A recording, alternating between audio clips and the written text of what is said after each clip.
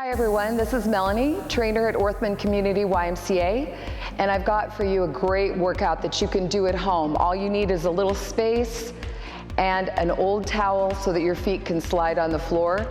This is lunge around the clock. There are actually 10 rounds, not 12, we're lucky. We'll be doing a different style of lunge for each round, but the core work will remain the same. Imagine that you're standing in the center of the clock. 12 is in front of you, 6 behind you, 3 to one side, and 9 to the other. I'm going to begin with my left leg with a crossover lunge. So I'm thinking if this is 12, I'm stepping that foot over to 1 on the clock. Keep your eyes up and lunge across and back. 10 times. Every set will be 10 reps, regardless of the lunge, and 10 for each of the 2 core moves that we'll be doing. Keep your eyes up, keep your chest up. It's not about always how low you go, but more about the control that you use, the consistency, and the posture. There's our 10 lunges to 1 o'clock. Our next 2 moves are all about the core strength. For shoulder taps and plank, we're going to put our hands a little closer together. Set the feet a little wider apart, and we're going to tap the shoulders for 10. You may have seen, and you may have even done, shoulder taps that went like this. That's not the point. The point is to hold still, be like a rock, barely move on those shoulder taps. And right there we have our 10. Going on to an ab move for 10. If you have a slidable surface, a hard floor at your house, put a towel under your legs, under your heels, lean back, keep those hands in front of your chest, slide those feet in and come together. If you don't have a hard floor at home to do this on, then you can get those feet onto the carpet, lift them and bring them in. It's the same move without sliding. For 3, 2, and 1, that's 10. Now we'll stand up and change to a different lunge. This lunge will be to the straight ahead to 12 on the clock. Once again, keep that chest up. Step and drop. Don't really lunge forward. Looking straight ahead, don't look down at your feet. Try to be consistent. You don't have to drop that other knee clear to the floor. That's 8, 9, and 10, and going back to the floor for 10 more shoulder taps and 10 more slider abs. Our next lunge will be to 9 o'clock. It's a good side lunge. Hands in front of you, feet stay pointing forward, eyes stay up. It's not a side squat, it's a lunge. We're keeping the non-stepping leg straight. Step out, push back. If you want to make it a little more challenging, rainbow that knee up each time. It's not necessary, but it adds a little bit of difficulty in the balance and the leg strength. And then repeat your shoulder taps and your slider abs. The next lunge is 6 o'clock, straight back, a reverse lunge. Step and drop, eyes up, chest up, shoulders back.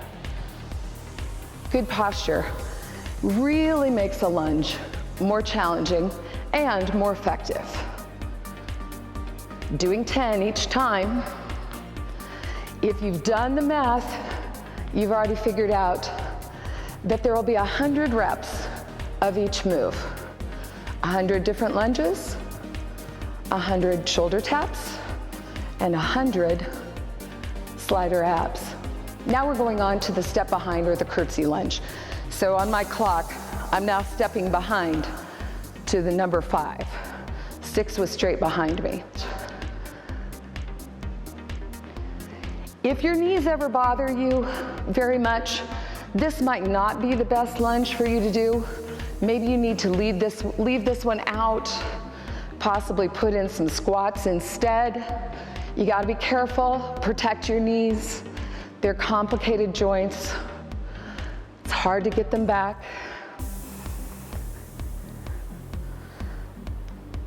And your 10 curtsy lunges. Then do those shoulder taps, slider abs, and you're ready to start with the other leg. Okay, we're ready to start going on the other half of the clock with the other leg. So with my right leg, I'll now be stepping across to 11 o'clock and doing 10 of those step in front lunges.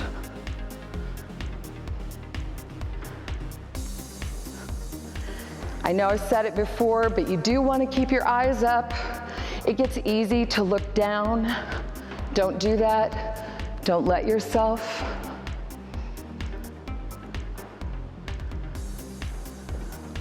Make sure you get 10 of those in. Now stepping forward to 12 o'clock with that same leg. Step forward and drop. You'll probably notice that I can go lower with this leg. It's because on my right foot, I have a toe that doesn't bend very well. So when it's in the back, I can't drop quite as low. Using a focal point, if your balance isn't very good, will help you stay balanced. It'll help you be able to keep your eyes up. Complete the 10 with that leg, and prepare to step to the side when you get to the next set of lunges. Do those shoulder taps and ab sliders. Once again, on the side lunge, we want the toes to point forward. You want to step to the side with your feet looking this way. You do not want to step to the side and have that leg turn out. Puts undue stress on your knees. So let's step to the side. Side lunge.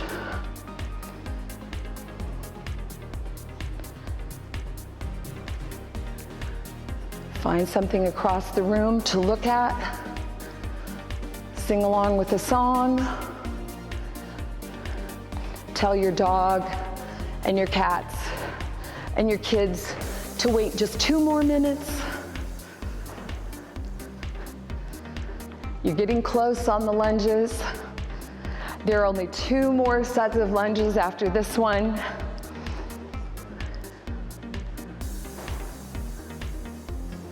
And here's our last one of these. Shoulder taps, slider abs.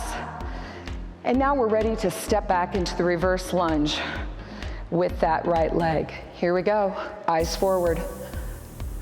And here's where you'll see me be pretty wobbly because of that toe. It's not necessary to force your right and left sides to be equal. What is necessary is to work both your right and left side. Your body can do that. It may make some compensations if you've had an injury. You should allow that. Exercise should be tough, should be challenging, but it shouldn't be painful.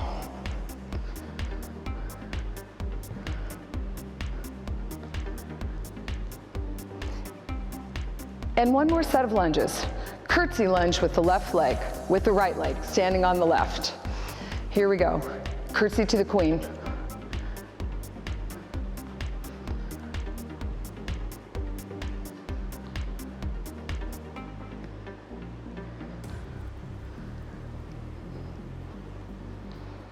When you finish these, if you've done all the sets, you've done 100 lunges in a reasonably short period of time, depending on breaks, and you've done 100 shoulder taps, which is equal to a good long plank, and 100 slider abs. Make sure you have plenty of water. You relax and enjoy the rest of your day.